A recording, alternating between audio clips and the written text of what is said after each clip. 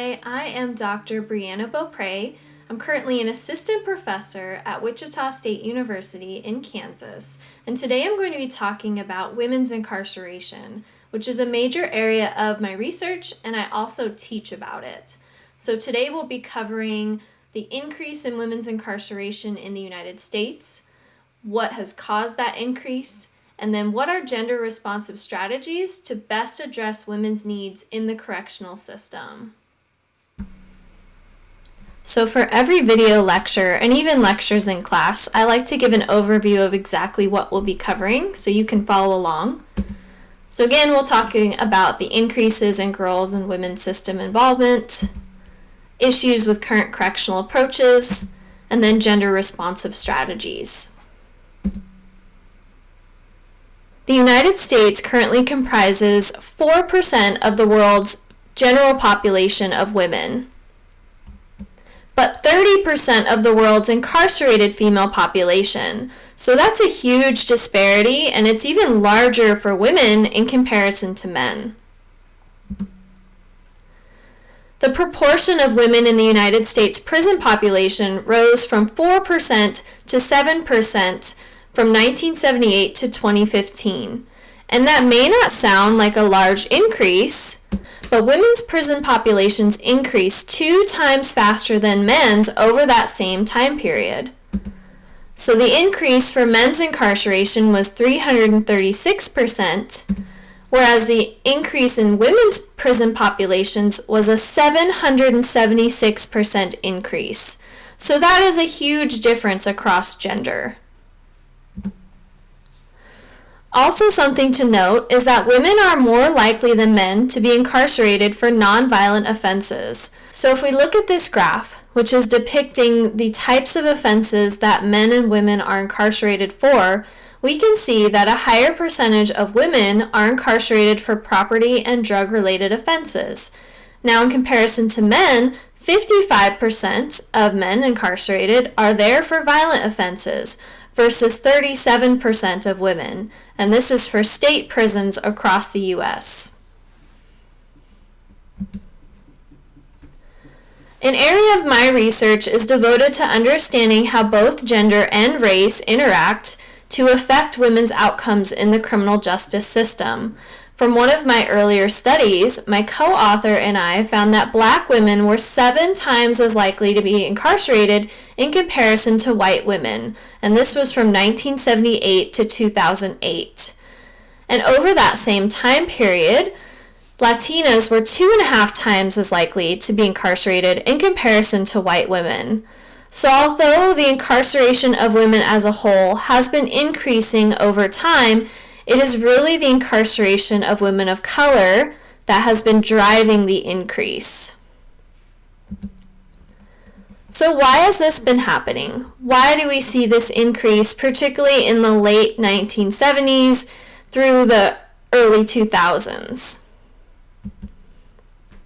So during the 1970s and 80s, the U.S. became very tough on crime through a political movement that targeted all crime types, including nonviolent. So we were seeing more people being sentenced to prison than ever before for drug and even property offenses. And these types of laws that stemmed from the Get Tough on Crime movement would even increase penalties for third offenses, so like 3 strikes laws. So it increased incarceration for everyone, but in this mini lecture, I'll talk about the implications specifically for women, as they're the most likely to be convicted of nonviolent offenses.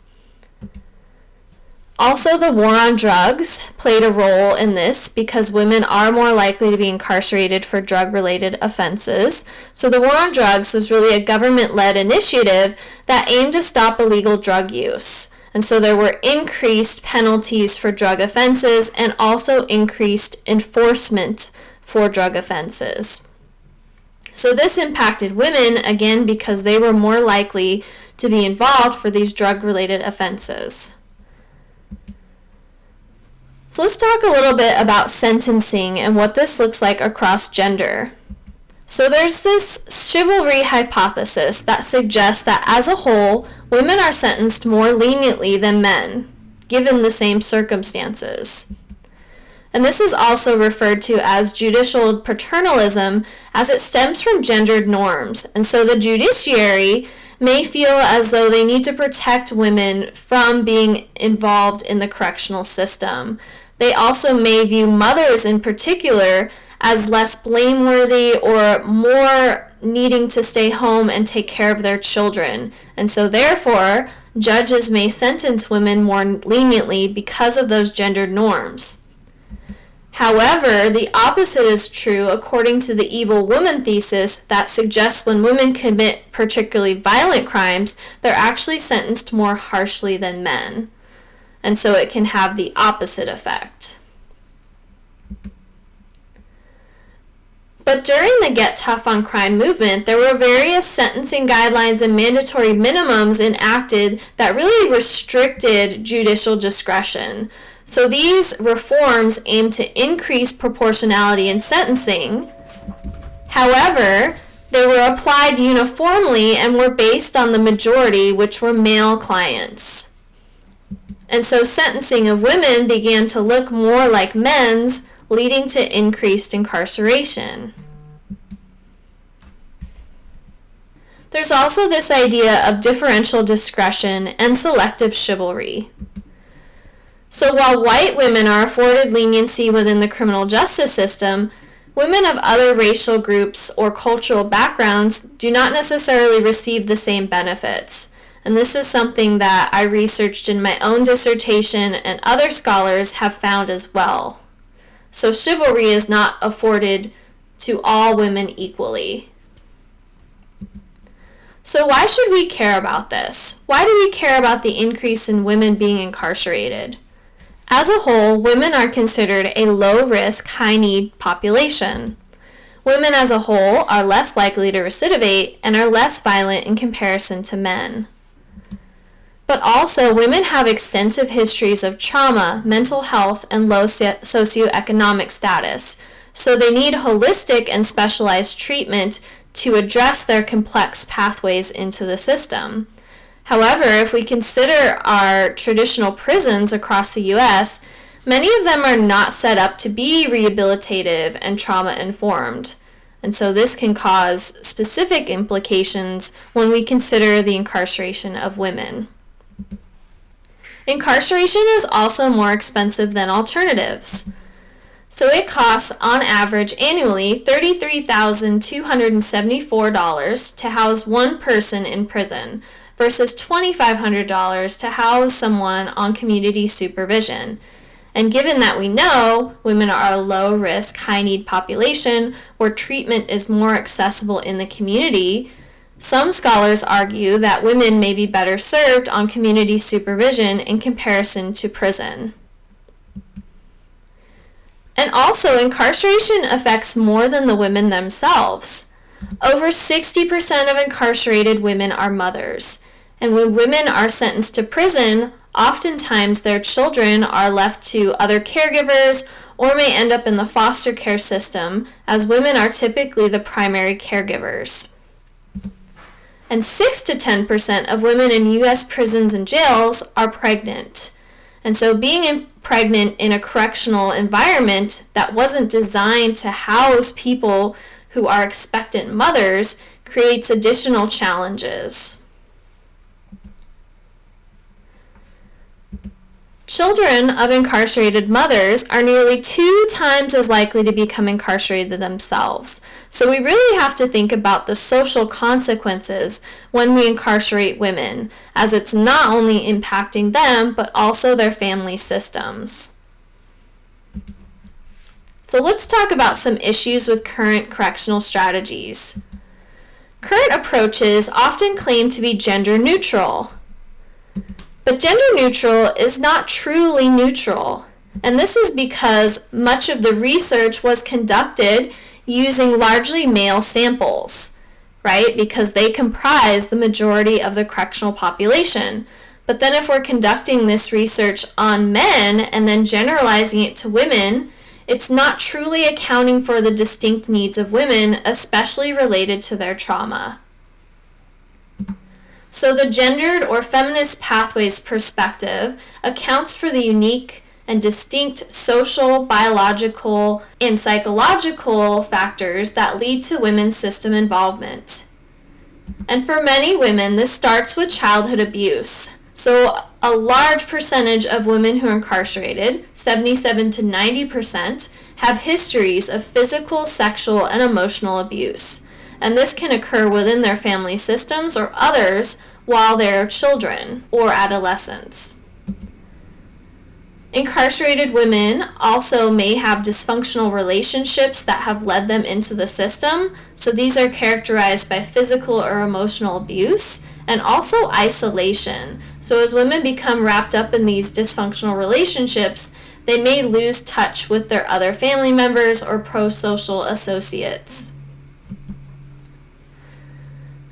Women in the system also have distinct mental health needs. These are related to depression, anxiety, and post-traumatic stress disorder. These are commonly responses to unaddressed trauma that stem from the childhood abuse and dysfunctional relationships. And then women may engage in substance abuse to self-medicate untreated symptoms of mental health. And they also commonly initiate through intimate partners or families. And this is distinct from men, as men's substance use looks different, as it more commonly starts with their peers as a way to sort of heighten the party environment. And lastly, women may have less access to human and social capital that has distinct implications for their system involvement. So they may have less access to gainful employment, education, and connections in the community due to those caretaker roles or being in isolated, dysfunctional relationships. And also, we still live in a world where women make 80 cents to the dollar to men. Women of color make 60 cents to the dollar to white men. And so even all things equal, women are still having less gainful employment in comparison to men. And so these are the major pathways that have been summarized by an abundance of research. So I'm going to give you an example of one of my participants from my dissertation research. This is her narrative that really highlights that complex interaction between childhood abuse, mental health, and substance use. So Scarlett, who is a white woman, said, "When I was about 6 or 7, my mom remarried. He abused us girls in every sense of the word for a couple of years. He really committed the worst abuse when any of us were left alone. I used because of my childhood, and her drug of choice was meth. I don't like feeling lows in my emotions. I used not to feel. I wanted to be numb. I would say that my childhood, out of everything we talked about, had the most impact on my system involvement." So this narrative really highlights the complex interaction and the need for holistic treatment to address mental health, trauma, and substance abuse together. And that brings me to gender-responsive strategies. So in the 1990s, the National Institute of Corrections partnered with Barbara Bloom, Barbara Owing, and Stephanie Covington to create these gender-responsive correctional strategies. And they reviewed all the existing research on girls' and women's pathways, and they also conducted new research, including qualitative focus groups and other research with women who are directly impacted, so both girls and women in the system, as well as staff who worked with them. And so gender-responsive strategies intentionally uses research on gendered experiences to direct policies, programs, and procedures for women in the correctional system. Ultimately, the goal is to provide favorable outcomes by tailoring supervision and services to women's needs and also their strengths. So I'll briefly go through each of the 6 principles. This is a very brief overview. I actually give full-day trainings on gender-responsive strategies, so there's much more that goes into each of these principles. So the first principle is acknowledging that gender matters. And this may seem like second nature, but in facilities across the U.S., when they're using gender-neutral approaches, they're really not acknowledging the fact that there are gender differences in persons' pathways into the system, and that trauma in particular is a huge factor for women. Also, creating a safe environment is huge, and that's predicated on the idea that we need correctional environments to be trauma responsive. The third gender responsive principle is to build healthy relationships. As women in general place a high value and self-worth on the quality of their relationships, it is important to build up women's relationships with their self, with staff, as well as their family, including their children. The fourth principle is that we should provide holistic services and supervision that are aimed at substance abuse, mental health, and trauma. We must improve girls' and women's socioeconomic status, as this is a major factor in their pathways to system involvement. And also having a one-stop wraparound community service approach. So oftentimes when women re-enter after being in prison or jail, there's all these different services that may be provided by nonprofit organizations or state or county run facilities, but they may be difficult to navigate, like eligibility, requirements, or where they're even at in the community. And so having a one-stop wraparound service is important to connect women to what's available for them. So out of these 6 principles, I do want to highlight safe environments. So research from the field of psychology indicates that environment really cues our behavior. So having a physically and psychologically safe environment produces positive outcomes for girls and women. And this is important, as I mentioned, because 77 to 90% of incarcerated women have histories of emotional, physical, and sexual abuse. And we know from research that girls are more susceptible to sexual abuse. They're actually 4.4 times as likely to have histories of sexual abuse in comparison to boys. They have higher rates of exposure to ACEs, which are adverse childhood experiences, and they're more likely to experience multiple forms of ACEs, as well as repeated exposure in comparison to boys. So again, this idea of a safe environment is helpful for all clients, but it's especially important for girls and women given their histories of trauma and abuse. And also it's important to note that responses to trauma vary across gender. So when men experience trauma, they tend to react through externalizing behaviors or anger and violence, whereas women tend to react through internalizing behaviors and will have symptoms of anxiety, depression, and post-traumatic stress disorder. In fact, research in psychology suggests that women are 2 to 3 times as likely in comparison to men in general to have anxiety, depression, and PTSD. So again, it's important to recognize that gender matters because it really does when we're talking about trauma. And so that's why it's important to be trauma responsive. That means that programming, the environment, and even the language in the statutes or the policies involve staff that are there to better serve clients who've experienced trauma.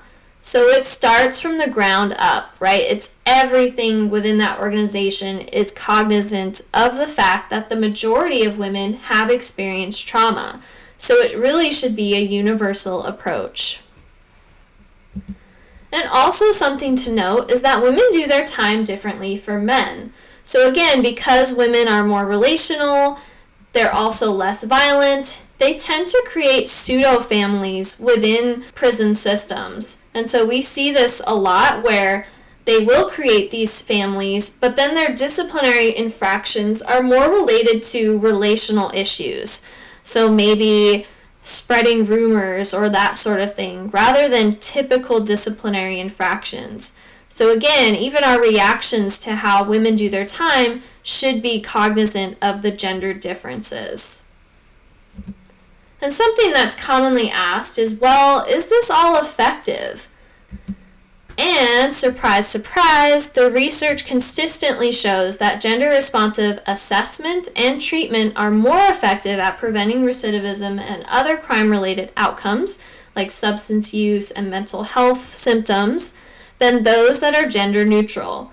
So yes, in fact, they work, but actually they work better than approaches that are gender neutral. Also, something that may come up among stakeholders is that sure, gender matters, but shouldn't we be treating everyone equally?